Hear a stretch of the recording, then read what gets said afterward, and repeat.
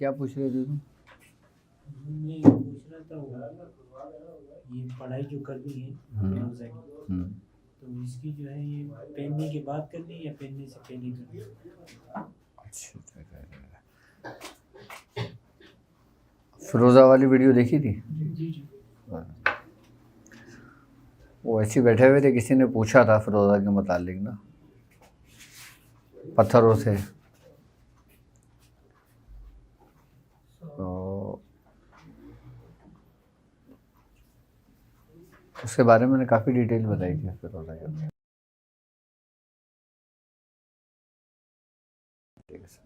اس میں بخور آیا تھا نا، زعفران، کافور، عنبر،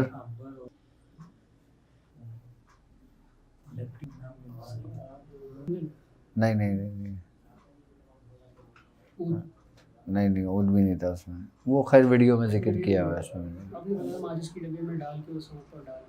ہاں ہاں پتہ تو نہیں ہوتا نا، دکان سے بھی لائے تو بھی نہیں پتا آپ کو۔ اگر پتھر پہننا چاہتے ہو نا تو اسی ترتیب سے، اسی طریقے سے نا جو بخور بتایا ہے، اس کے اندر پتھر کو 3 دن کے رکھ کے اس کو نکال کے پھر اسی کو جلا کر، اسی پاؤڈر کو جلا کر نا، اس کو دھواں اس پتھر پہ لگا کر، ٹھیک ہے، لگانے کے بعد پھر 1000 مرتبہ یا مالک الملک یا ذوالجلال والاکرام، یا مالک الملک یا ذوالجلال والاکرام، یہ 1000 بار پڑھ کے نا اس پہ دم کر دیں اور 10 دن دم کر لیں، ٹھیک ہے، 11ویں دن بھی پتھر کو پہنے وہ، کوئی بھی کسی بھی ٹائم پہن لیں۔ ہاں بہتر یہ ہے کہ دن کے وقت پہن لیں۔ ہاں وہ آپ نے 13 حروف جو بتایا سورہ اخلاص، تو اس کے بارے میں تفصیل اس کا نشق کیسے بنے گا، جو ہم نے بتا دیا نا، جو حروف صامت کے بعد جو سورہ اخلاص کے جو 13 عدد تھے، کاف ہاں اس طرح کی جو عدد آپ نے بتایا، اس سے بندش کھولنے کا عمل آپ نے بتایا۔ ہاں وہ ان لوگوں کے لیے زیادہ فائدہ مند ہے جو حروف صوامت کے عامل ہیں،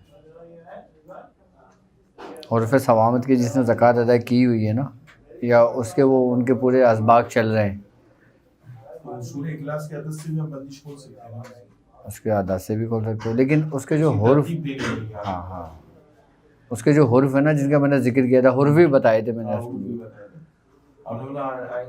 ہاں لیکن وہ ہمارے اس میں چلنے والوں کے لیے نہیں ہے وہ، ہاں وہ تو میں نے ایسی ویڈیو کچھ لوگوں نے کہا تھا اور پھر صوامت کے بارے میں، تو میں نے اس کو بتا دیا تھا۔ اگر سورہ اخلاص کے خالی عدد سے اگر ہم کسی کی بندش کھولنا چاہیں، اس کے نشق کے ذریعے کھولی جاتی ہے، یہ عدد کو اگر ترتیب دیں، تھوڑا اگر موقع ملے تو اس کی ترتیب ذرا سمجھا دیں۔ سورہ اخلاص کے، اخلاص کی جو عدد جو آپ نے بتایا اس کی خالی ترتیب جو ہے نا نشق کی۔ سورہ اخلاص کا ایک نقش سادہ ہے، ایک باموکل ہے، اسی طریقے سے جس طریقے سے آپ کے 15 کے نشق کی چل رہی ہے نا زکوٰۃ، اسی طریقے سے سورہ اخلاص کے نشق کی بھی زکوٰۃ ادا ہوتی ہے، کہ جس میں اوان کے ساتھ بھی ہوتی ہے، موکلان کے ساتھ بھی ہوتی ہے، سرخ جنات کے ساتھ بھی ہوتی ہے، سادی بھی ہوتی ہے۔ ہر صورت، ہر آیت کا جو نشق ہوتا ہے نا، اس کے ماتحت ان مخلوقات کی جتیاں ہوتی ہیں، ان سب کے نام الگ الگ ہوتے ہیں، سب کے چینج ہوتا ہے اس کا۔ سورہ قریش کے ذریعے جادو پلٹنے کا طریقہ بتا دیں۔ جادو کو پلٹنے کا طریقہ، پلٹنے کا جس طریقہ، نے کروایا ہے اور جس نے کیا جادو، دونوں پہ چلا ہے۔ اچھا دیکھو، جہاں تک پلٹنے کا عمل ہوتا ہے نا، اس میں بزرگان بتاتے ہوئے نا احتیاط کرتے ہیں، احتیاط کی جاتی ہے۔ اس کی وجہ یہ ہوتی ہے کہ آپ سے حسد کون رکھے گا؟ نہیں رکھے گا۔ اپنے میں کوئی آپ کا بلڈ ریلیشن ہوا تو نقصان کس کو ہے؟ اس لیے منع کرتے ہیں، دور کی بھی ہوتی ہے نا، مطلب یہاں بات دور و قریب کی نہیں ہے۔ پلٹنے کے عمل سے مطلب یہ ہوتا ہے کہ جس قوت کے ساتھ جس طریقے کا جادو منتقل ہوا آپ نے اسی کو ریٹرن کرا, وہ ڈبل قوت سے ہٹ کرے گا, وہ ڈبل قوت سے اس کو ہٹ کرے گا. اگر تمہارا گھر ہی کا فرد ہوا, تمہارا کوئی سگا بھائی ہوا, کوئی سگی بہن ہوئی, کوئی سگی پھوپھی ہوئی, کوئی سگی مامی ہوئی, کوئی چاچی ہوئی, کوئی دادی ہوئی, کوئی نانی ہوئی, کوئی بھی ہو, وہ مارا جائے گا. نقصان کس کو ہے؟ انہیں خاندانی ڈسٹرب ہوگا, اس لیے منع کرتے ہیں برادر. ہاں لیکن جو جادوگر ہوتا ہے نا, اگر اس پہ پلٹا جائے نا تو اس میں اتنی قباحت نہیں ہے. اس کا بتا, کیونکہ وہ جادوگر جو ہے وہ باز ہی نہیں آتے, وہ جتنا نقصان پہنچائیں گے اتنی ان کی کالی طاقتیں بڑھتی ہیں.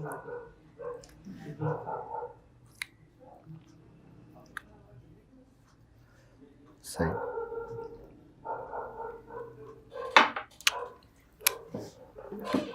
یہ چیز ہے کہ لطائف جو ہے ضرب لگانے سے جو روشن ہوتے ہیں تو اس سے پردے کھلتے ہیں. ایک دم کچھ نہیں ہوتا, ایک دم کچھ نہیں ہوتا. دیکھو جادو پلٹنے کے لیے نا سب سے پہلے تمہیں خود کو اپنے آپ کو اسٹرانگ کرنا ضروری ہے. تمہارا اپنا عمل پختہ ہونا ضروری ہے. جب تک تمہارا اپنا عمل پختہ نہیں ہوگا, اپنا عمل پکا نہیں ہوگا نا, اگر آپ کرتے ہو تو آپ کو بھی نقصان ہونے کا اندیشہ ہے. کیونکہ ابھی ہمیں سب سے پہلے خود کو تیار کرنے کی ضرورت ہے, پہلے ہمیں سیکھنے کی ضرورت ہے. جب تک ہمارا اپنا عمل پکا نہیں ہوگا, ہماری اپنی زمین مضبوط نہیں ہوگی, ہمیں کیا معلوم کہ ہم کس طرح اس کو پلٹا رہے ہیں. اگر آپ کے عمل سے وہ جادو پکا ہوا جس بندے نے کیا تو آپ کو الٹا نقصان ہونے کا اندیشہ ہے. کیوں بزرگان دین فرماتے ہیں کہ سب سے پہلے آپ اپنے عمل کو اور اپنے مسلح کو پکا کرو.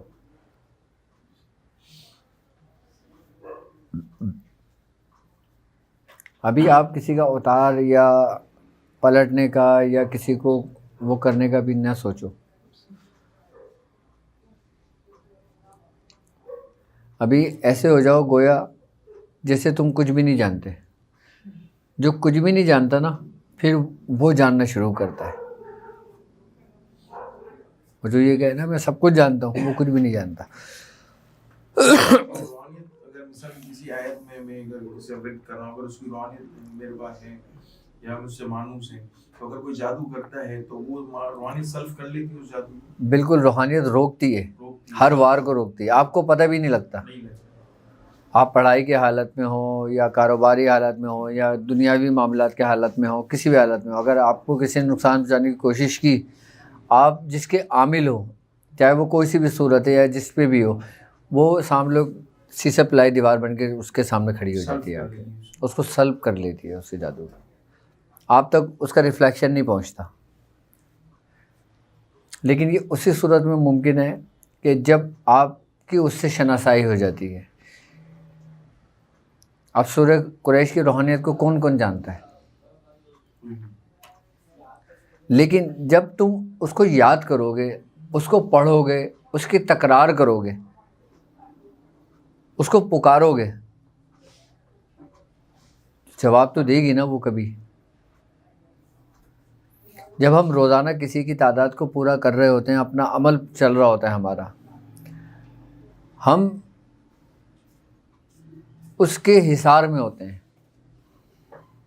ہم جو عمل کر رہے ہوتے ہیں. اس کی مثال ایسے ہوتی ہے کہ جیسے ایک دائرہ بن گیا آپ کی پڑھائی سے. اب آپ نے 23 گھنٹے آپ بھول کے اپنے کاروبار میں لگ گئے. اب وہ دائرہ ہلکا ہلکا ہلکا ہلکا مانند پڑھنے شروع ہو گیا. آپ نے دوسرے دن پڑھائی کی, پھر دوبارہ وہ دائرہ مکمل ہو گیا. اگر آپ رات کو پڑھائی کرنے کے بعد دن بھر بھی اس کو اپنے ورد میں رکھتے ہیں, اپنے معاملات میں رہتے ہیں, اس کی سوچوں میں رہتے ہیں, تو وہ دائرہ پختہ ہوتا چلا جاتا ہے. اور جب وہ دائرہ پختہ ہونا شروع ہو جاتا ہے تو یہی روشنی آپ کے اندر پھیلنے شروع ہو جاتی ہے. روحانیت سے شناسائی سے مطلب یہی ہوتا ہے کہ آپ جو کچھ پڑھ رہے ہوتے ہو نا, آپ اس میں غرق رہنے شروع ہو جاؤ. آپ کو کوئی طریقہ نہیں معلوم جادو اتارنے کا, آپ کو کوئی طریقہ کچھ نہیں پتا, آپ صرف اپنا عمل کر رہے ہو, پڑھ رہے ہو بھی. تو اگر کوئی بڑے سے بڑا جادوگر بھی کوئی عمل کرنے کی کوشش کرتا ہے, کوئی نقصان پہنچانے کی کوشش کرتا ہے نا آپ کو, تو یہ سمجھ لینا کہ آپ کے اوپر اس کا کوئی اثر نہیں ہوگا. آپ سے منسوب جتنے بھی لوگ ہوں گے, کسی کو بھی کوئی اس کا شر نقصان نہیں پہنچائے گا اس کا.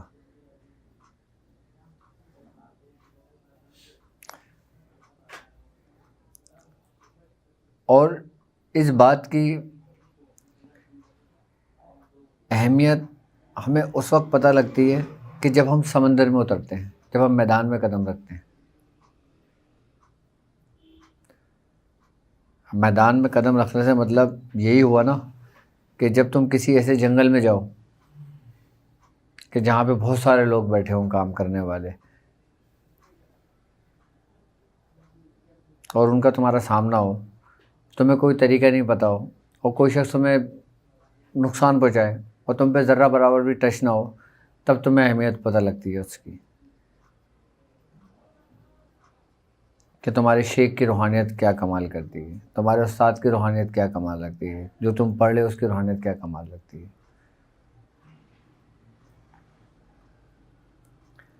ہم جو بھی کوئی عمل کر رہے ہوتے ہیں, جو بھی ہم کوئی پڑھائی کر رہے ہوتے ہیں, جو بھی ہم کوئی کام کر رہے ہوتے ہیں, یہ سمجھ لو کہ بالکل اسی طریقے سے ہمیں پروٹیکٹ کرتی ہے کہ جس طرح ماں اپنے بچے کو کرتی ہے. ایک اور سوال تھا کہ جو جلالی اور جمالی جو ورد ہے, اس میں جمالی میں پرہیز ضروری ہوتا ہے یا جمالی میں سے اگر دیکھو پرہیز کس لیے کرایا جاتا ہے؟ پرہیز سمجھو یہ آپ جو اپنی ریاضت کو مضبوط کرنے کے لیے. ٹھیک, ریاضت کو مضبوط کرنے کے لیے. اب میں نے اپنی پچھلی ویڈیوز میں بتایا تھا کہ ہمارے کھانے پینے کا جو تعلق ہوتا ہے نا, ہماری جو خوراک ہوتا ہے اس سے ہماری روحانیت کا بہت گہرا تعلق ہے. ہماری خوراک سے, ہم جیسی خوراک لیتے ہیں, چاہے ہم وہ حلال لقمے کی لیں یا حرام لقمے کی لیں, آئی بس سمجھ, اس سے ہماری روحانیت پہ بڑا اثر پڑتا ہے. اب تم پرہیز, اگر جلالی کی اگر ہم بات کرتے ہیں تو بعض اوقات روحانیت کے جو موکلان ہیں, جو چیزیں ہوتی ہیں, وہ ماس سے چڑھتی ہیں, گوشت سے چڑھتی ہیں. وہ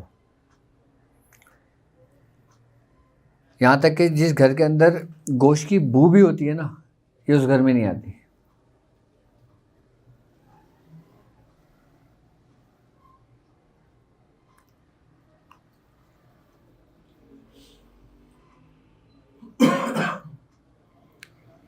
تو گوشت کا پرہیز اسی لیے کرایا جاتا ہے کہ تاکہ روحانیت کے راستے میں جلدی کامیابی ہو, چاہے وہ جلالی ہو, چاہے جمالی ہو, چاہے ترک لذات ہو. اس میں الہی جو ہے یا کریم ہو یا محمل ہو, جیسے تو اگر اس میں اگر آدمی کو پختگی اگر حاصل کرنی ہو ایک قسم کا, تو اس میں بھی پرہیز آپ کی ہر پڑھائی میں ضروری ہے. پرہیز ایسا ہے جیسے آپ نے روزہ رکھ کے عبادت کی, پرہیز ایسا ہے جیسے آپ نے روزہ رکھ کے عبادت کی, اور بنا پرہیز کے ایسا ہے کہ جیسے آپ نے بنا روزے کے پڑھائی کی. جب آپ روزہ رکھ کے پڑھائی کرتے تو آپ کو ثواب دگنا ہو جاتا ہے, اور جب انسان روزے کی حالت میں ہوتا ہے تو وہ آٹومیٹک ہر برائیوں سے, ہر بیمار سے اپنے آپ کو خود روکتا ہے. یہاں تک کہ ٹی وی بھی کھولتا ہے, اگر کوئی چیز آ جاتی ہے فوراً ہٹا دیتا ہے, بولتا ہے میرا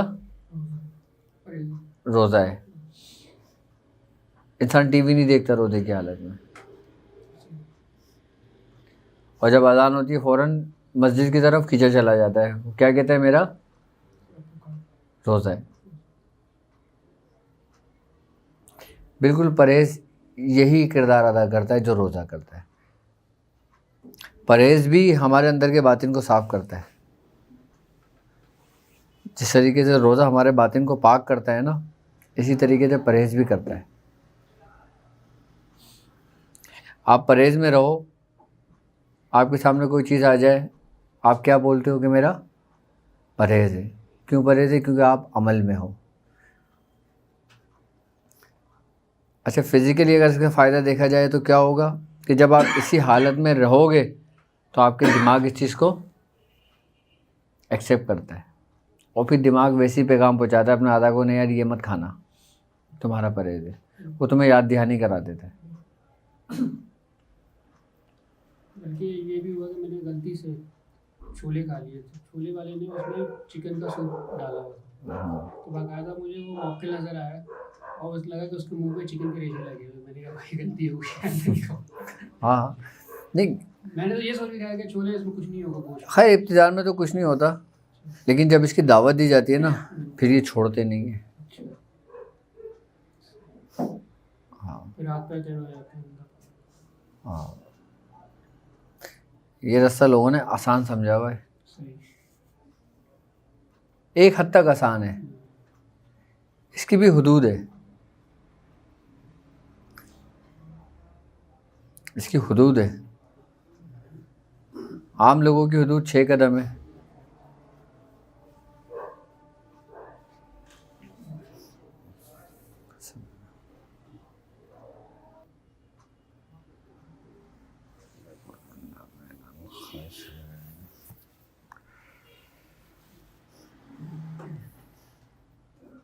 حدود بتا رہے تھے 6 عام۔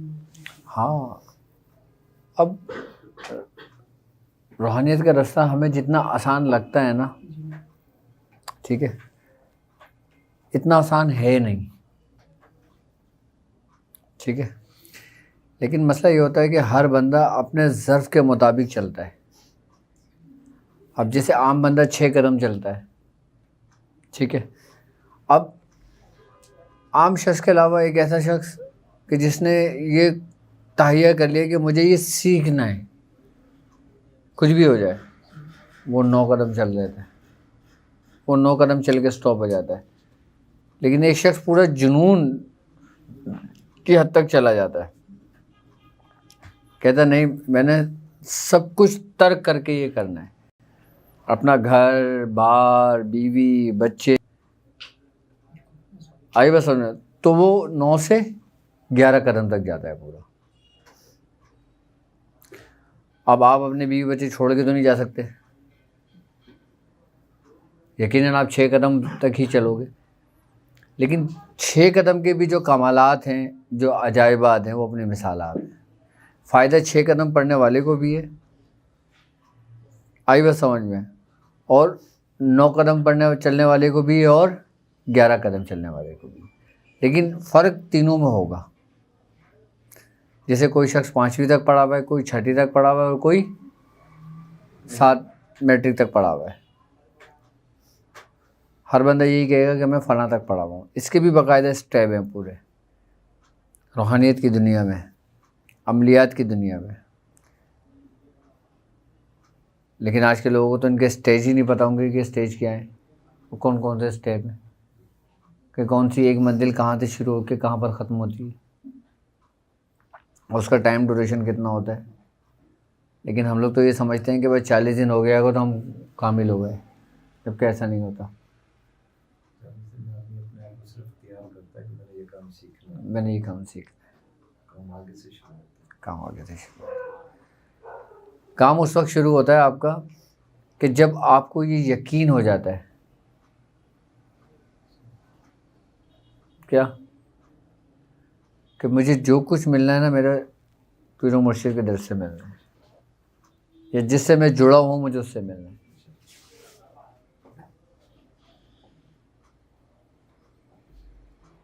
تو آپ کا سفر شروع ہوتا ہے۔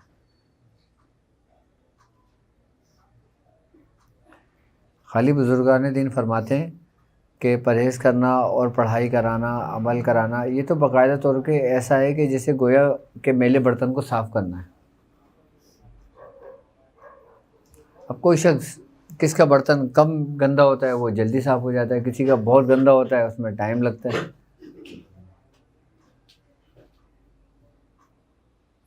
ابھی جو ہم ذکر کر رہے ہوتے ہیں، ہم جو پڑھائی کر رہے ہوتے ہیں، ہم اپنے آپ کو، اپنے من کو اندر سے پاک کر رہے ہوتے ہیں، صاف کر رہے ہوتے ہیں۔ اب کچھ لوگ توجہ سے پڑھائی کر رہے ہوتے ہیں، اور کچھ لوگ بے ترتیب بے توجہ کر رہے ہوتے ہیں، لیکن ثواب تو ان کو بھی مل رہا ہوتا ہے۔ مطلب جتنی توجہ کے ساتھ اپنے من کے برتن کو آپ صاف کر رہے ہوتے ہو اتنا آپ کو فائدہ ہو رہا ہوتا ہے. ہم یہ سمجھتے ہیں نا کہ ہم اگر سورہ قریش پڑھ لیں تو اب ہم اس کے ذریعے علاج کریں گے, کام ہوگا.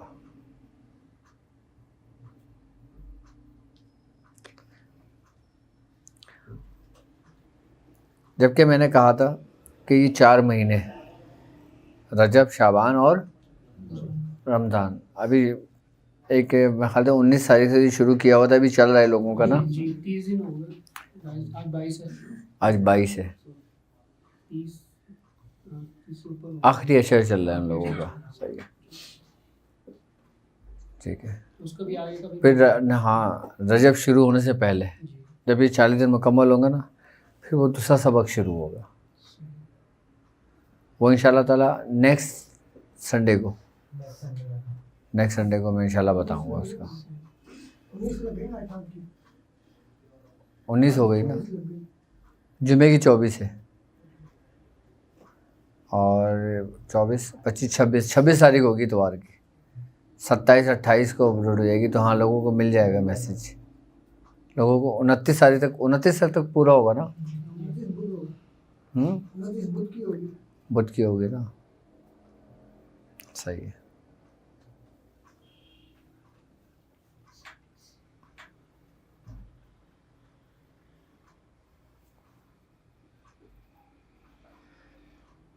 اس کی جو روحانیت ہے یہ اپنے شیخ کی صورت میں نظر آتی ہے سورہ قریش کی. جس کا مرید کا غلبہ جس طرف زیادہ ہوتا ہے اس صورت میں نظر آتی ہے اس کو, اس صورت میں ظاہر ہوتی ہے اس کو.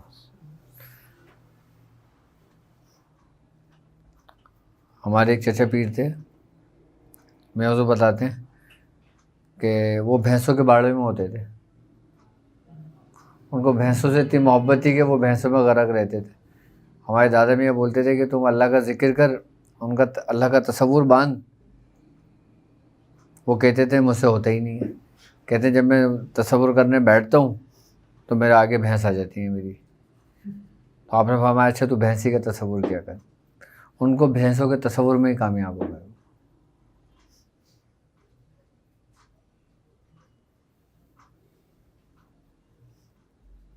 خطرات بھی بتا دیتی ہے, آنے والے جو خطرات ہوتے ہیں نا ہمارے, باقاعدہ مجھے پتہ چلا اس میں. میں دھوئیں سے الرجی تھی, بخور وغیرہ میں جلا رہا تھا تو سانس میں ہوا تو ایسے ہی نظر آیا کہ وہ روحانیت آئی اور اس کی ناک سے خون نکل رہا ہے. تو کچھ دیر بعد جب میں نے وضو کیا تو میری ناک سے نکلنے لگی. تو مجھے پتہ چلا کہ ہاں اس نے پہلے ہی مجھے آگاہ کر لیا کہ اب یہ قدم کو قدم آپ لوگوں کے ساتھ دیتی ہیں. جبھی تو کہتے ہیں کہ انسان کسی ایک چیز پہ ریاضت کرے اور اتنا ریاضت کرے کہ اس میں غرق ہو جائے. ہمارے سلسلے میں بزرگوں نے سورہ قریش کے اوپر بڑی بڑی ریاضتیں کی ہیں, بڑی بڑی ریاضتیں کی ہیں.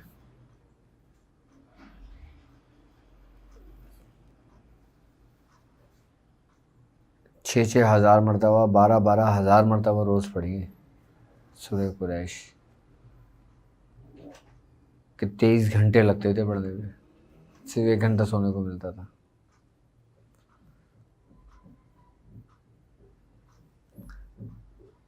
آج کے دور میں کیا محنت کر رہے ہیں لوگ,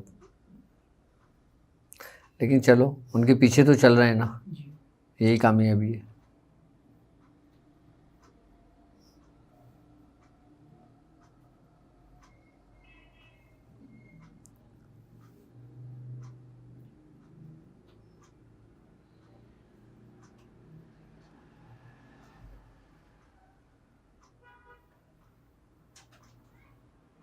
اچھا, سورہ قریش کے اتنے طریقے ہیں. ایک یہ سادی پڑھی جاتی ہے, ایک یہ فرشتوں کے نام کے ساتھ پڑھی جاتی ہے, چاروں فرشتوں کے, حضرت جبرائیل علیہ السلام, میکائیل علیہ السلام اور اسرافیل علیہ السلام اور حضرت اسرائیل علیہ السلام. ان چاروں ملائکہ کے نام سے پڑھی جاتی ہے. اچھا, پھر سورہ قریش ایوان کے ساتھ پڑھی جاتی ہے, پھر سورہ جنات کے ساتھ پڑھی جاتی ہے, پھر قریش وہ جو اس کے سب سے بڑے موکل ہیں جن کے بارے میں میں نے بتایا تھا، جن کا منہ مچھلی کی طرح ہے، پھر ان کے اس میں ظاہری اور باطنی سے پڑھی جاتی ہے، کس کی؟ انہی کی حاضری کے لیے. اور پھر سورہ قریش عظمیت کے ساتھ پڑھی جاتی ہے.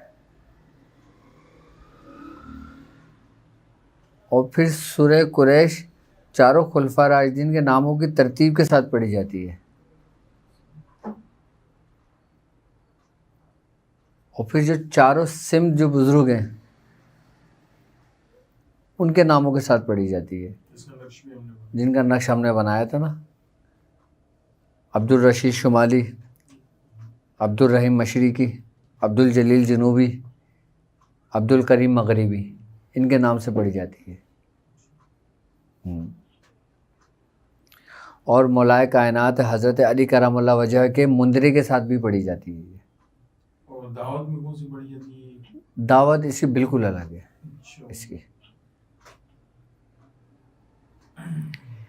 اس کی دعوت میں سب سے سخت اور سب سے مشکل دعوت ہوتی ہے اس کی، لیکن وہ آخری سٹیج پر ہوتی ہے.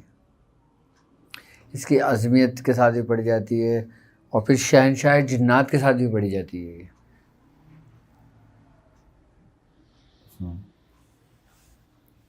اب یہ عامل کی اپنی روحانیت اور اپنے طریقے پر اور اپنے فراست کے اوپر ہے کہ وہ اس کو کس طریقے پہ چلاتا ہے. سورہ قریش ایک ایسی صورت ہے کہ اس میں چاروں عناصر کی تذکیر موجود ہے. آئی بات سمجھ میں؟ اور جتنی بھی مخلوقات ہیں نا، اور جن مخلوقات کے ماتحت ان کے سردار جنات یا سردار موکلان سردار ایوان ہیں، وہ ان سب کے الگ الگ ماتحت چلائی جاتی ہے.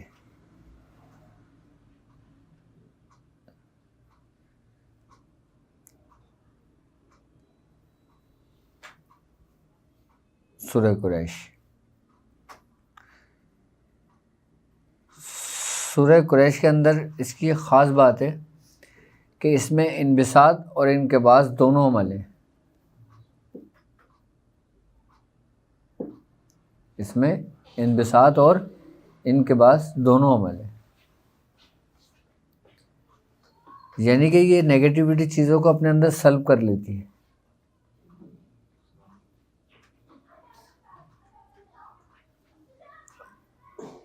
یعنی کہ اس کو قبض کر لیتی ہے.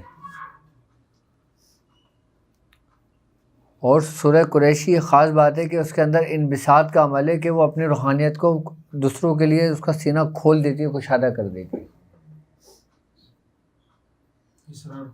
اسرار کھل جاتا ہے. یعنی کہ یہ ایک ایسی چیز ہے کہ جو آکسیجن جذب کرتی ہے اور آکسیجن ہی اخراج کرتی ہے. عدت محسوس ہونا پڑتی ہے، بہت زیادہ گرمائش، تو اس کی کیا علامت؟ بہت زیادہ اگر گرمائش ہوئی، مقصد اس کی آمد کی نشانی ہے، اس کی روحانیت کی. جسم کے اندر ہمارے حرارت پیدا ہونا، حدت پیدا ہونا، اس کا مطلب یہ ہے کہ ہم جو کچھ پڑھ رہے ہیں نا وہ بالکل صحیح سیم چل رہا ہے. ہمارا تو کچھ بھی نہیں ہے، ہمارے بزرگ ہیں جو ان کی عنایت کی وجہ سے ہمارے پہ روحانیت سلب ہوئی. بالکل. لیکن آپ کی اپنی بھی محنت ہے، اپنی بھی ریاضت ہے. آ جائیں، آپ کی اپنی بھی محنت ہے. دیکھو جب تک آپ ایک قدم نہیں بڑھاؤ گے نا، آپ کے بزرگ بھی قدم نہیں بڑھائیں گے.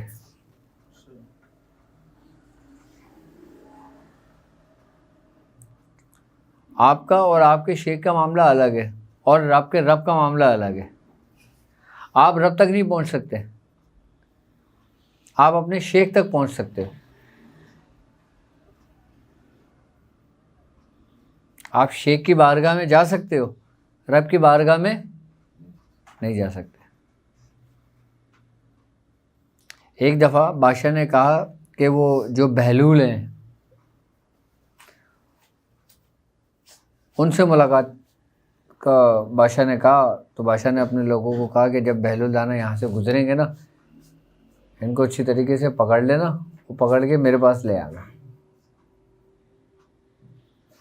خیر بہلول دانا وہاں سے گزر رہے تھے تو بادشاہ کے لوگوں نے آپ کو پکڑا, آپ کو رسیوں سے باندھا اور چلے گئے, بادشاہ کے لے گئے. تو بادشاہ نے بہلول دانا سے سوال کیا کہ آپ رب تک کیسے پہنچے؟ کیا؟ رب تک کیسے پہنچے؟ تو آپ نے فرمایا کہ جیسے میں تم تک پہنچا. بادشاہ نے کہا وہ کیسے؟ فرمایا اگر میں خود تجھ سے ملنا چاہتا تو کتنے رستوں سے آتا, کتنے گیٹ ملتے, کتنے دربان ملتے, کتنے لوگ ملتے, ان کو میں کیا کیا بولتا کہ مجھے بادشاہ سے ملنا ہے. میں نہیں پہنچ پاتا تجھ تک, بہت مشکلوں سے پہنچتا. لیکن تو نے چاہا, تو نے مجھے ایک رسی میں پکڑا, باندھا, کھینچا, میں اب آگے تیرے تک مل گیا تو مجھے. اسی طریقے سے رب نے مجھے اپنی طرف کھینچ لیا.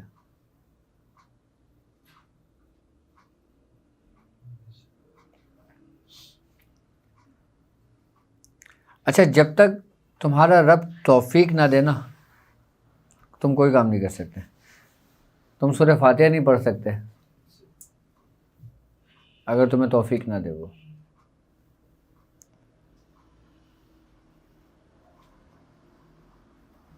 وہ جب کسی سے دوستی کا ارادہ کرتا ہے نا تو سب سے پہلے نا اس کو مصیبتوں میں ڈال دیتا ہے, آزمائش میں ڈال دیتا ہے, پریشانیوں میں ڈال دیتا ہے.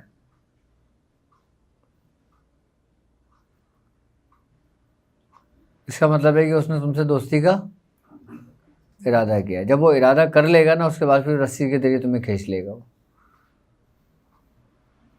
اور وہ کس رسی کے ذریعے کھینچتا ہے کہ جب وہ بندے میں صبر و شکر دیکھتا ہے. کیا دیکھتا ہے؟ صبر اور شکر. تو وہ کھینچ لیتا ہے اپنی طرف. اور جب وہ یہ چیزیں نہیں دیکھتا اس بندے میں تو ان کو پھر لوگوں کے حوالے کر دیتا ہے. کس کے حوالے؟ لوگوں کے حوالے کر دیتا ہے. اور جب اس کو لوگوں کے حوالے کر دیتا ہے پھر وہ در بدر کی ٹھوکریں ہی کھاتا ہے بس. صبر و شکر کیا ہے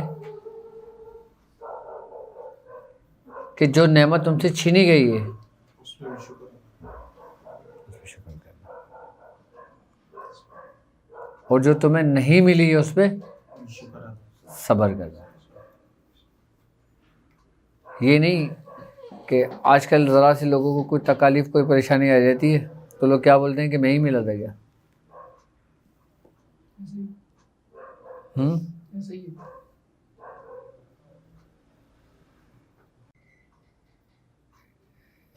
ابتدان میں جو نا ہمیں شکر اور صبر کی منزل میں رہنا ہے.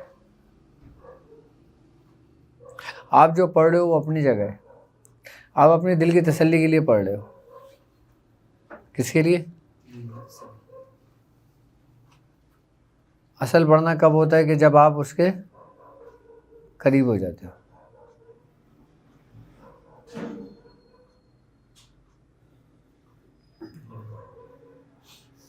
بس. پیر بے بس کیوں بناتے ہیں, مطلب یا صبر اس کو سکھانا چاہ رہے ہوتے ہیں یہ کہ زیادہ تر کوئی پریشانی آ رہی ہوتی ہے. بھائی جب تک تمہارا برتن خالی نہیں ہوگا تمہارا شیخ اس میں کیا ڈالے گا؟ جب تم میلا برتن لے کے بریانی لینے جاؤ گے تو بریانی دینے والا تمہارے میلے برتن میں ڈالے گا. وہ کیا بولے گا, پہلے اس کو دھو کے تو لا. اب وہ جب دھونے کا کہہ رہے ہو تم بولے وہ بے بس کر رہا ہے ہمیں. اتنی پریشانیاں آتی ہیں کہ حد سے گزر جاتی ہیں. لا یکلف اللہ نفسا الا وسعہا, کہ ہم کسی بھی نفس پہ اس کی ہمت سے زیادہ بوجھ نہیں ڈالتے. یہ تو ہم لوگوں نے خود سوچ لیا اپنے اوپر سے کہ یہ میں تھا تو میں نے برداشت کر لیا, کوئی اور ہوتا تو نہیں کر پاتا. یہ ہم لوگ کہتے ہیں, بڑے لوگوں کی کہاوتیں ہیں یہ. پریشانیاں یہ نہیں ہیں جو تمہارے کاروبار کی پریشانی ہے, جو تمہارے رزق کی پریشانی ہے, بیماری کی بھی کوئی پریشانی نہیں ہے. یہ تو پریشانیاں ہے ہی نہیں, اس کو تو تم نے نام دیا ہے دنیا میں.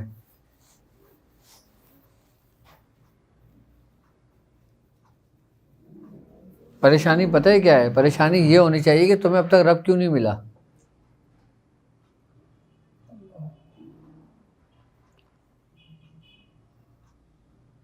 تمہارے شیخ سے اب تک تمہیں محبت کیوں نہیں ہوئی ہے؟ مجھے میرے شیخ سے فیض اب تک کیوں نہیں مل رہا؟ یہ پریشانیاں ہونی چاہیے انسان کو. میں جہاں سے چلا تھا میں وہیں پہ کھڑا ہوں, کیوں؟ یہ پریشانی ہونی چاہیے.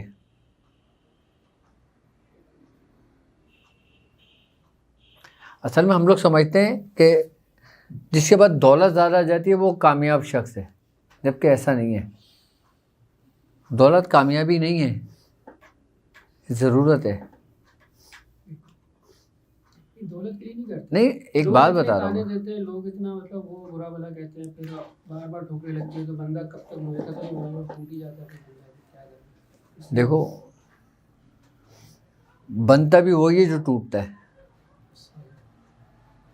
وہ کبھی تمہیں لوگوں کے ہاتھوں توڑتا ہے, کبھی تمہارے اپنوں کے ہاتھوں توڑتا ہے, کبھی جب وہ دیکھتا ہے نا کہ کسی سے ہاتھ نہیں ٹوٹ رہا پھر وہ خود توڑتا ہے.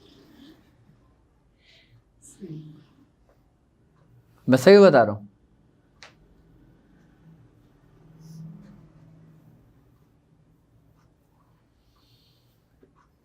وہ پورا وہ سمجھ لو کہ نیست و نابود کر دیتا ہے, وہ پورا مسمار کر دیتا ہے, اور پھر تمہاری تیاری وہ اس طرح نو سے کرتا ہے, نئے سرے سے کرتا ہے. اور پھر جب تمہاری تیاری وہ اس طرح نو سے کرتا ہے, اور جب تمہاری تیاری کو مکمل کرتا ہے پھر وہ تم پہ رش کرتا ہے.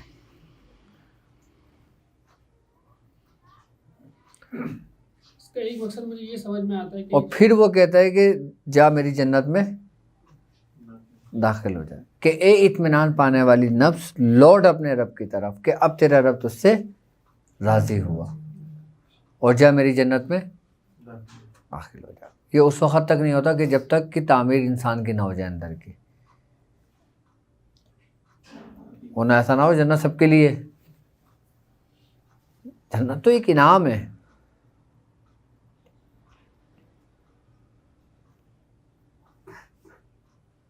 کہ جس نے ٹوٹتے وقت کی تکلیفوں کو برداشت کیا.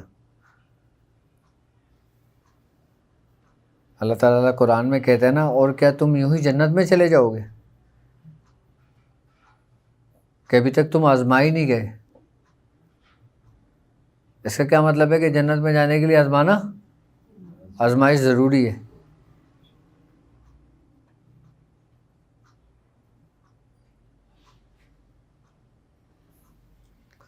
اچھا, جنتی انسان کی منزل نہیں ہے, انسان کی منزل کچھ اور ہی ہے, عاشق کی منزل کچھ اور ہی ہے. انسان کی تو چاہے جنت ہو, لیکن عاشق کی جنت منزل نہیں ہے.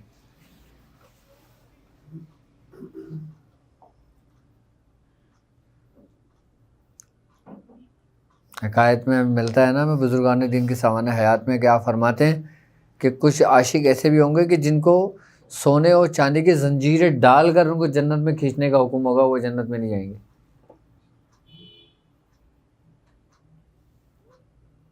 ان کو گھسیٹ گھسیٹ کے جنت میں لے کے جا رہے ہوں گے.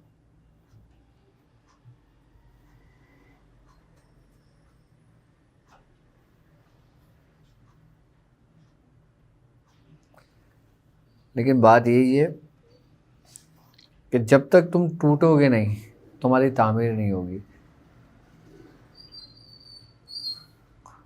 پرانا گھر تم خرید کر اس میں شفٹ نہیں ہوتے, اس کی تعمیر کے لیے اس کو پہلے پورا توڑتے ہو, اس کی بنیاد کھڑی کرتے ہو.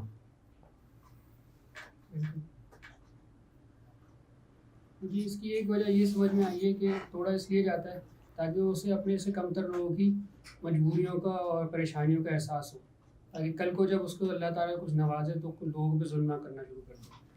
نہیں, یہاں بات اگر ایسا ہوتا تو فرعون کو اتنی دولت کیوں دیتا, نمرود کو کیوں دیتا, قارون کو کیوں دیتا؟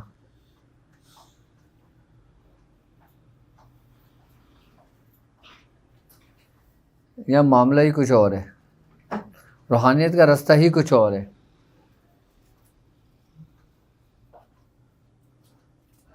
طریقت کا رستہ ہی کچھ اور ہے.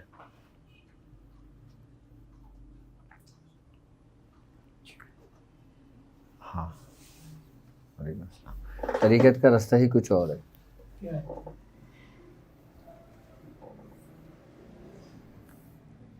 بھائی دیکھو، ظاہری حالت میں تو طریق کیا ہے؟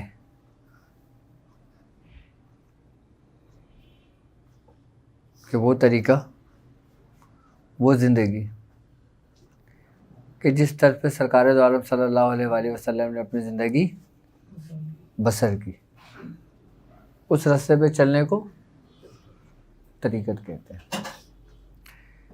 یہ ظاہری صوفیہ اس کی اصلاح فرماتے ہیں.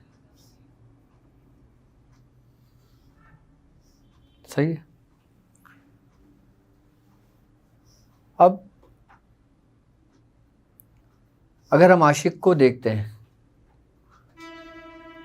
اس کی زندگی تو اس سے بالکل برعکس ہوتی ہے. اس کو ہوش ہی نہیں ہوتا.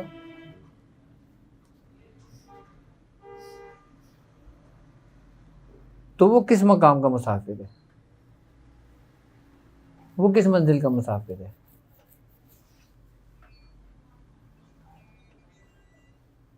عاشقوں کے نزدیک اہل طریقہ رستہ غیر کی محبت کو دل سے نکالنا ہے. جب تک تمہارے دل میں کسی غیر کی محبت ہوگی، تم طریقت کے راستے پہ نہیں ہوگے.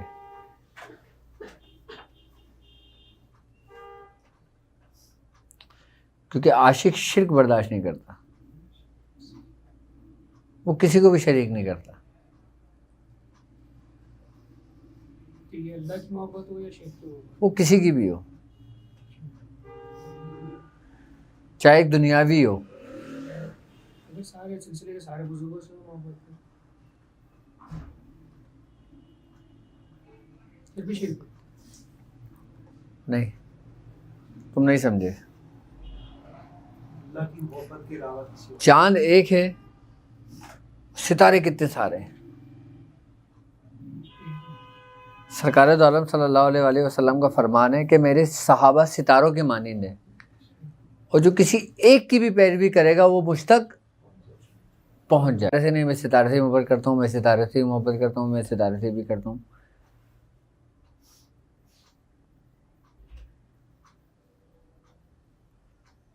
تو اچھی بات. یہاں اچھی اور بری باتوں کی بات نہیں ہو رہی ہے، یہاں سمجھنے کی بات ہے. اب تم خود کو نہیں سمجھے ہو. یعنی ایک کو پکڑو. نہیں، ایک کو نہیں. دیکھو، جب تک ہم خود کو نہیں پہچان لیتے، جب تک خود کو نہیں پہچانتے. ہم کسی کو نہیں پہچان سکتے.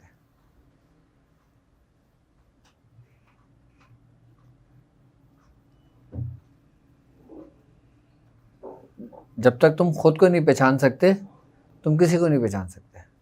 اور پھر تم جتنے بھی پہچان کے دعوے کرو گے سب جھوٹے ہیں.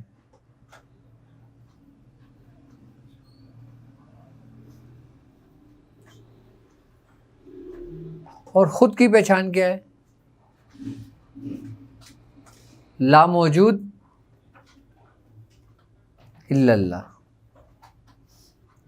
لا معبود الا اللہ، لا مقصود الا اللہ.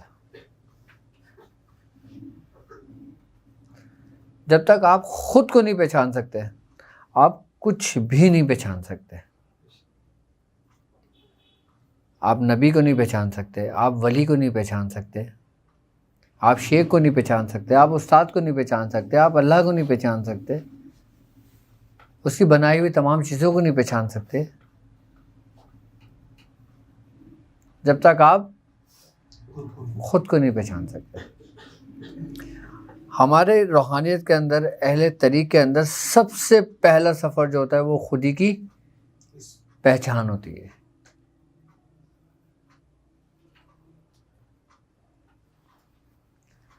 کیوں؟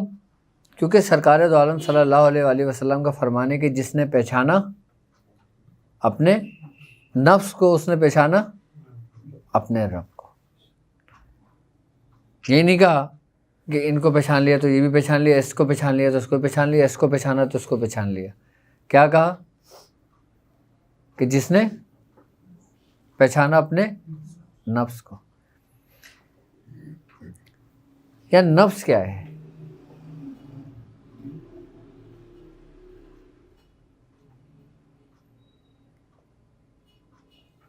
کیا مراد ہے؟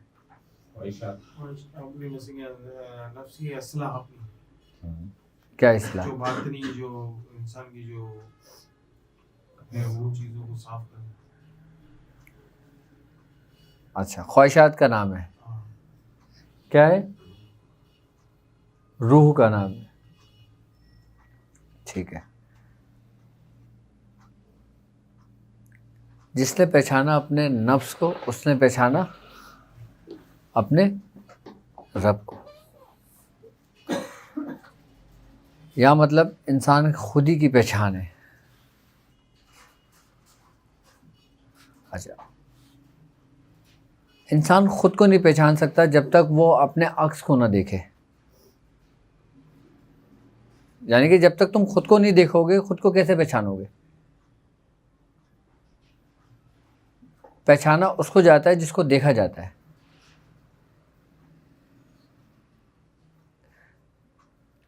بھائی جس کو تم نے دیکھا ہو تو تم اس کی پہچان کر سکتے ہو یا نہیں؟ اور جس کو تم نے دیکھا ہی نہ ہو اس کی پہچان کیسے کر لو گے؟ تو یہاں خودی سے مراد کیا ہے؟ وہ پہچان سے مراد کیا ہے؟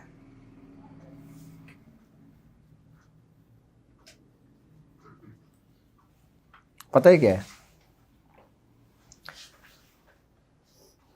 اللہ رب العزت نے سب سے پہلے جب کچھ بھی نہیں تھا،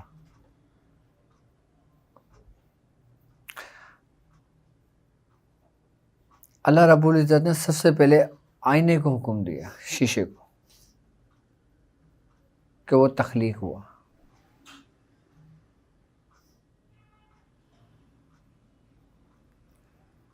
اور پھر اللہ رب العزت نے اس پہ تجلی ڈالی. جب اس پہ تجلی ڈالی، اس پہ ایک عکس نمودار ہوا. کیا ہوا؟ اس سے اس کو محبت ہوئی. اور پھر اس نے کیا کہا کہ میں ایک چھپا ہوا خزانہ تھا. میں نے کیا کہا کہ میں کیا جاؤں؟ اچانک جاؤں. پھر اس نے کیا کرا؟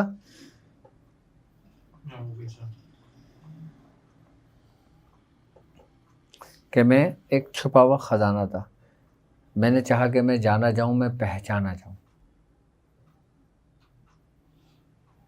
پھر اس نے اپنے محبوب کو بنایا.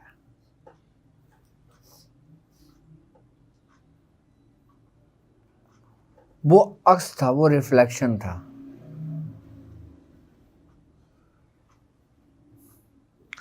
اس تجلی سے بھی تمام نوروں کو تخلیق کیا. جب حضرت آدم علیہ السلام کو بنایا، اس نے کیا کہا کہ میں نے آدم کو اپنی صورت پہ بنایا اور اس میں روح ہوگی.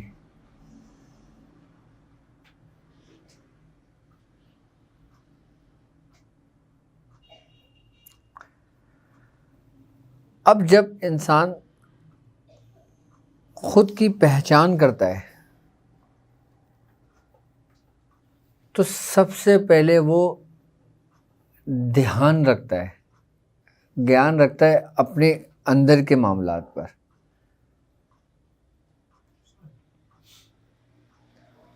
خودی کی پہچان یہ نہیں کہ میں کون ہوں، میں کیا ہوں، میں کون ہوں، میں کیسے ہوں، میں کیوں آیا ہوں.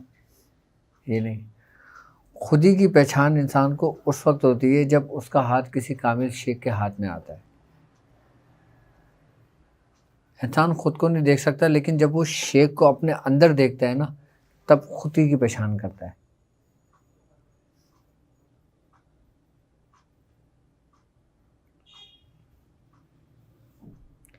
خود ہی کی پہچان کب کرتا ہے؟ کہ جب وہ اپنے اندر کس کو دیکھتا ہے. کیونکہ ابتدا کہاں سے تھی اور تمہاری ابتدا کہاں سے؟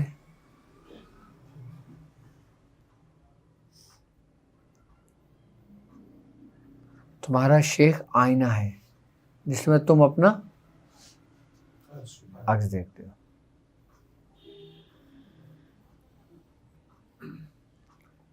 لیکن اس کے لیے تمہیں کتنے کٹھن رستوں سے گزرنا پڑتا ہے. اب وہی ابتدان کی بات آ گئی. اپنے برتن کو، وہ تمہارے باطن کے برتن کو پاک کر کے روحانیت تمہارے اندر نہیں ڈالتا، وہ تمہارے برتن کو پاک کر کے خود صلاحیت کرتا ہے، جس کو تم روحانیت کہتے ہو.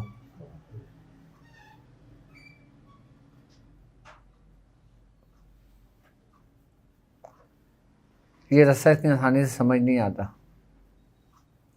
شیخ تو نظر آتے ہیں، آپ بھی آتے ہیں، لوگ بھی آتے ہیں، لیکن بس آپ کی تصویر آتی ہے. دیکھو جو سماج، اور کچھ نظر نہیں آتا. میں وہی کہہ رہا ہوں، جو سماج آتا ہے نا پھر وہ کہیں بھی نہیں دکھتا.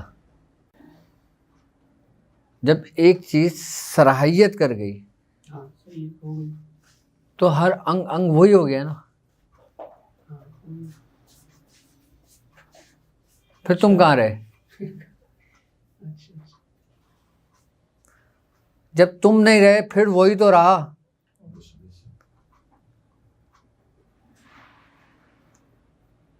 جب تم نہیں رہے تو وہی تو رہا. اس بات کو سمجھانے کے لیے پوری کائنات وجود میں آئی ہے.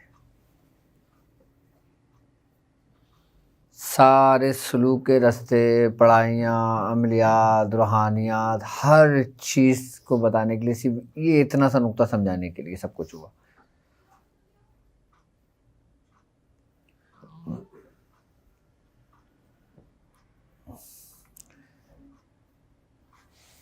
کہ ہر جگہ وہی ہے، تم نہیں ہو.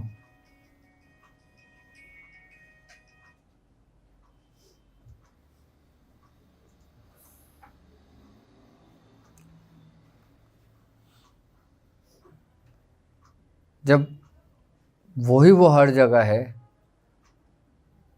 تو پھر جھگڑا کس بات کا؟ پھر پرہیز کس بات کا؟ پھر پڑھائیاں کس بات کی؟ لیکن پڑھائیاں تو صرف اس لیے ہے نا کہ آپ کی ابتدا ہے. سفر شروع کرنے کے لیے کوئی رسی تو پکڑو گے نا. کسی کا ہاتھ تھامنے کے لیے کوئی ہاتھ تو چاہیے نا تمہیں.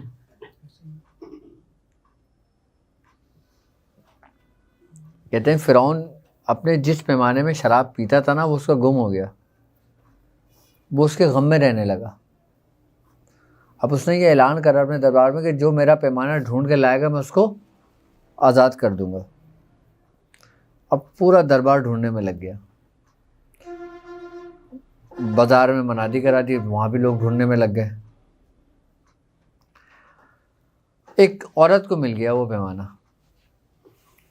وہ عورت اب بادشاہ کے پاس لے گئی، کہنے کی یہ رہا آپ کا پیمانہ. بادشاہ نے اس کو دیکھا، بڑا خوش ہوا اس پیالے کو دیکھ کر. بادشاہ نے کہا ہاں یہ وہی پیالہ ہے جس میں شراب پیتا تھا. بادشاہ نے کہا سب کو بلا لو جو دربار میں آ جائے. تو بادشاہ نے اس پیالے کو دیکھا، خوش ہوا اور کہا کہ ہمیں ہمارا پیالہ مل گیا، جاؤ میں نے تم سب کو آزاد کیا. تو اس کا وزیر جو تھا حامان وہ چیخا، وہ کہنے لگا بادشاہ یہ کیا کر رہے ہو، سب کو آزاد کر رہے ہو. تو فرعون نے کہا پیالہ تو کسی ایک ہی کو ملنا تھا نا، باقی کوشش تو سبھی نے کی ہے نا. ایک دنیاوی خدا ہونے کا یہ دعویٰ کرتا ہے، اور جو رب الارباب ہے وہ صرف تمہارے ایک قدم چلنے پر بھی اس راستے پہ تمہیں بخش دے گا. صرف ایک قدم چلنے سے بھی. یہاں تک کہ تم ابھی چلے بھی نہیں ہو, تم نے نیت کی ہے خالی کہ میں چلوں گا, اور تمہاری موت واقع ہو جاتی ہے, تو بھی وہ تمہیں بخش دے گا.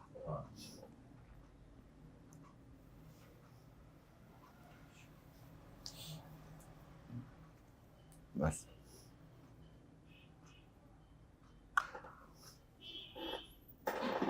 پیر اور مرید کا رشتہ نا اتنی آسانی سے سمجھ نہیں آتا. ہمارے دادا میاں تھے نا, عثمان علی شاہ صاحب, میاں حضور فرماتے ہیں کہ آپ کسی کو اجازت نہیں دیتے تھے, آپ کسی کو کوئی تعویذ نہیں دیتے تھے. کوئی اگر آتا تھا نا ان سے کہ میاں کو تعویذ دے دیں, آپ بولتے تھے ہمیں لکھنا ہی نہیں آتا. کیا؟ ہاں, وہ کہتے تھے میاں سورہ یاسین کی اجازت دیتے. کیوں؟ پڑھا کرو قرآن.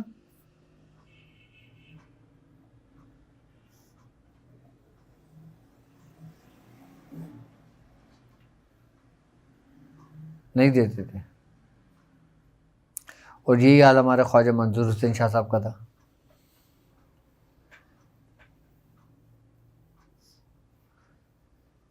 جو رشتہ تمہارا اور تمہارے شیخ کے درمیان ہے نا, اگر صرف تمہیں یہ سمجھ آ جائے, تمہیں اور کچھ سمجھنے کی ضرورت نہیں ہے, صرف اس رشتے کو سمجھنے کی ضرورت ہے.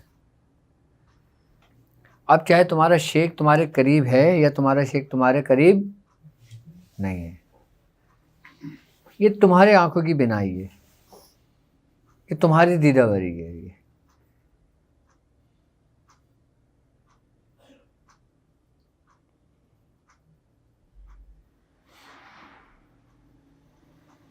اگر شیخ آ گیا تو پھر سب کچھ پاور ویسے ہی آ گئی. بس تم استعمال نہیں کرنا. تم خالی اپنے شیخ کو سمجھ لو. شیخ کو سمجھنے سے مطلب پتہ ہے کیا ہے؟ شیخ کی باتوں پہ عمل کرنا.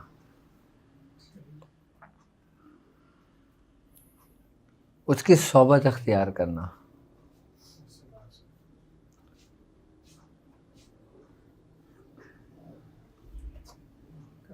اس پہ تنقید کرنا نہیں, اس کے نقص نکالنا نہیں, کیونکہ یہ کام اللہ کا ہے. اس نے ایک دن مقرر کیا ہے یہ کام کرنے کے لیے.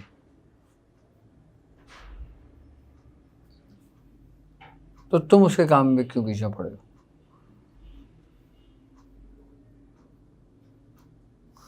بھائی جو کام ایک دن کے لیے مقرر کر دیا گیا ہے تو تم اس سے پہلے اس کو کیوں وہ کر رہے ہو؟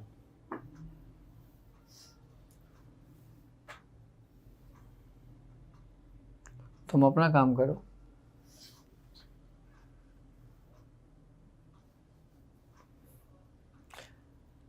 وہ کسی کو بے بہا دیتا ہے, کسی کو تھوڑا دیتا ہے, کسی کو دے کے لے لیتا ہے, کسی کو دے کے اور دیتا رہتا ہے. چاہے دنیاوی معاملات ہو یا روحانیت کے معاملات ہو. روحانیت میں بھی یہی معمول ہے. روحانیت کی دنیا میں بھی یہ, کسی کو اگر روحانیت اس نے دی تو انتہا کر دی, کسی کو نہیں دی تو نہیں دی, چاہے وہ قبر میں پہنچ جائے.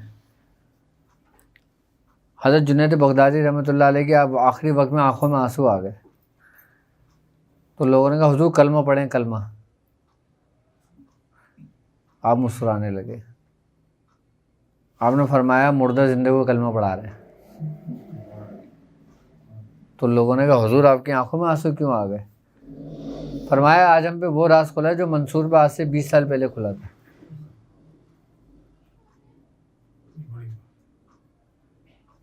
جبکہ حضرت منصور بن حلاج آپ کے خلیفہ و مرید تھے. آج ہم پہ وہ راز کھلا ہے.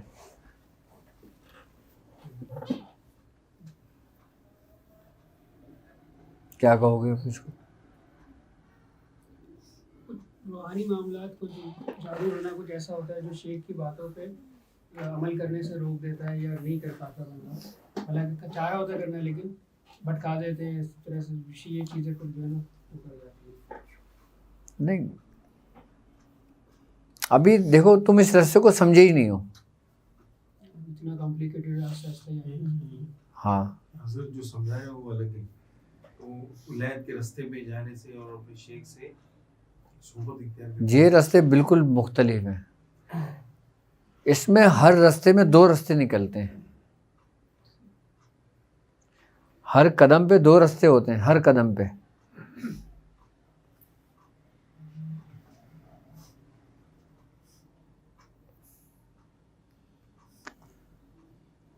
وہ علامہ اقبال کا شعر ہے نا، خود ہی کو کر بلند اتنا، خدا خود بندے سے پوچھے بتا تیری رضا کیا ہے. لیکن لوگ اس کو بھی نہیں سمجھے ہیں.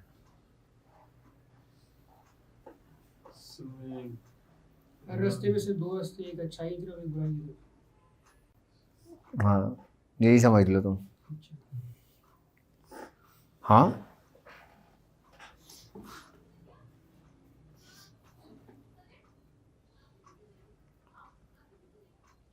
لوگ کہتے ہیں نا کہ ابتداً انسان فنا فی شیخ میں آتا ہے، پھر فنا فی رسول میں آتا ہے، پھر فنا فی اللہ میں آتا ہے. کہنے کے تک بہت اچھا لگ رہا ہوتا ہے، یہ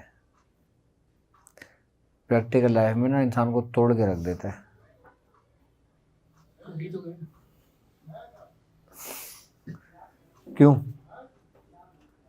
سننے میں اچھا لگ رہا ہوتا ہے، کہنے میں اچھا لگ رہا ہوتا ہے. پریکٹیکل لائف میں انسان کو توڑ کے رکھ دیتا ہے.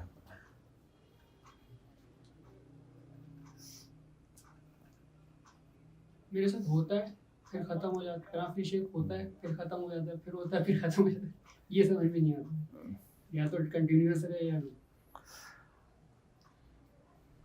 اصل میں فنا فی شیخ جو نا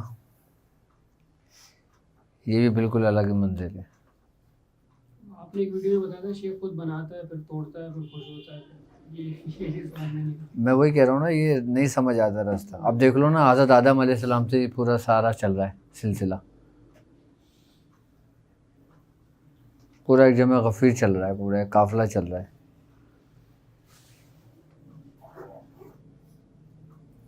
کیوں؟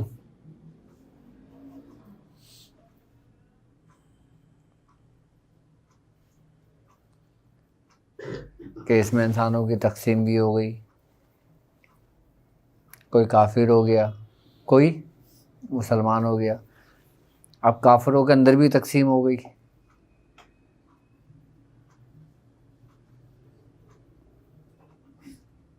اسی طریقے سے کچھ مسلمان ہوئے تو مسلمانوں میں بھی تقسیم ہو گئی. اب دیکھ لو آپ کتنے فرقے ہیں، کہ اگر بندہ مسلمان ہونا چاہے کوئی کافر تو پہلے سوچے میں ہوں کدھر. ایسا ہی ہے نا.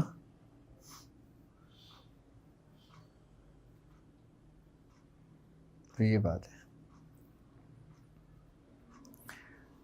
جبکہ ہمارا دین بہت آسان ہے، روحانیت بہت مشکل ہے، دین آسان ہے. اسلام لانا آسان ہے، ایمان لانا بہت مشکل ہے. اسلام لانا آسان ہے، ایمان لانا بہت مشکل ہے. کیونکہ ایمان ہنوز تو بھی تمہارے دلوں میں داخل ہی نہیں ہوا. ابھی تو صرف تم مسلمان ہوئے.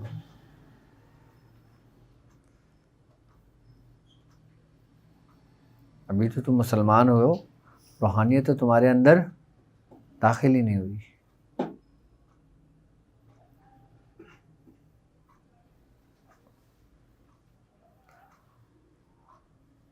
اور لوگ ذرا سا کچھ آ جاتا ہے تو لوگ روحانیت کے اپنے آپ کو کیا سمجھ بیٹھتے ہیں کہ جیسے اب روحانیت ان کے اوپر ختم ہو گئی ہے. ہاں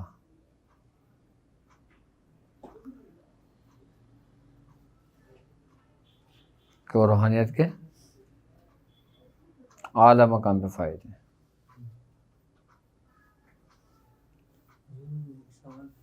رہنمائی چاہیے. اب جیسے آپ نے سورہ قریش تعلیم کی، ڈوٹ تعلیم کی، سلیمان، اب اس کی جو تعداد ہے، اب انسان یہ سوچ کے پورا کرے کہ جو ہے وہ میرا پیر و مرشد ہے، وہی کرنا. مجھے صرف حکم کی تعمیل کرنی ہے، یہ حکم پورا کرنا ہے، اور وہ اسی حساب سے وہ تعداد پورا کرواتے، سب کچھ مطلب ترتیب سے جا رہا ہوتا ہے. لیکن ذہن اور دماغ اور تصور اس کا یہی ہوتا ہے کہ جو ہے وہ پیر اور مرشد ہے. اس پہ سے تھوڑا سا رہنمائی کر دیں. دیکھو ڈاٹ پریکٹس ہو گئی، سورہ قریش ہو گیا، میڈیٹیشن ہو گیا، یہ سب ذریعے ہیں کہاں تک پہنچنے کے؟ مرشد. تمہارے شیخ تک.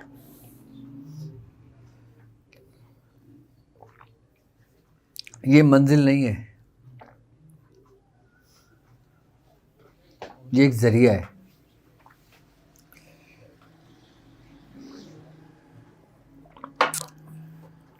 چاہے ڈوٹ کی پریکٹس ہو، میڈیٹیشن ہو، کینڈل والی پریکٹس ہو، آئینے والی پریکٹس ہو، کوئی بھی پریکٹس ہو.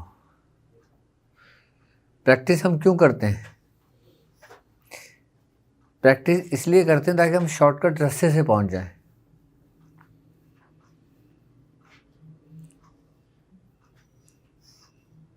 ہم مختصر رستے سے پہنچ جائیں، ہم جلدی پہنچ جائیں.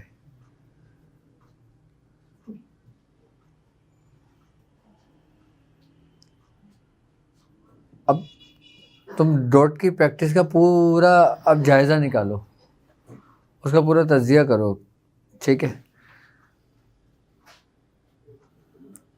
ڈاٹ کی پریکٹس میں آپ کیا کر رہے ہوتے ہو؟ آپ خالی اپنے آپ کو تیار کر رہے ہوتے ہو، فوکس کر رہے ہوتے ہو اپنی سوچ کو اس جگہ لانے کے لیے یا تیاری کرنے کے لیے اپنے آپ کو. تو یہ خود ہی کی پہچان نہیں ہو رہی تو اور کیا ہے؟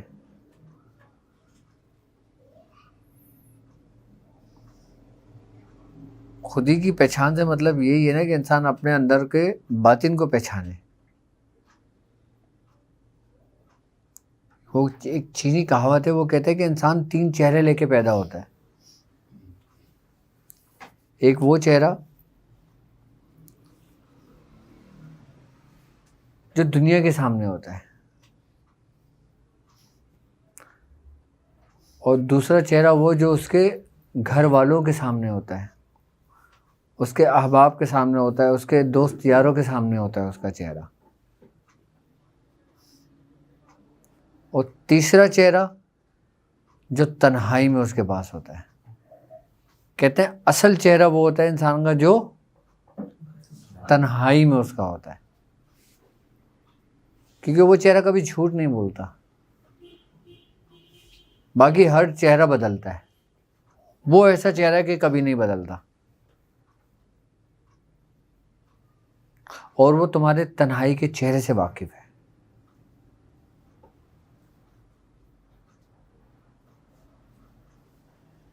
وہ تمہارے تنہائی کے چہرے سے واقف ہے. اور جب تم ڈاٹ پریکٹس کرتے ہو، جب تم عبادت کرتے ہو، جب تم ریاضت کرتے ہو، تو کس حالت میں کرتے ہو؟ اپنے اصل چہرے کے ساتھ، تنہائی میں.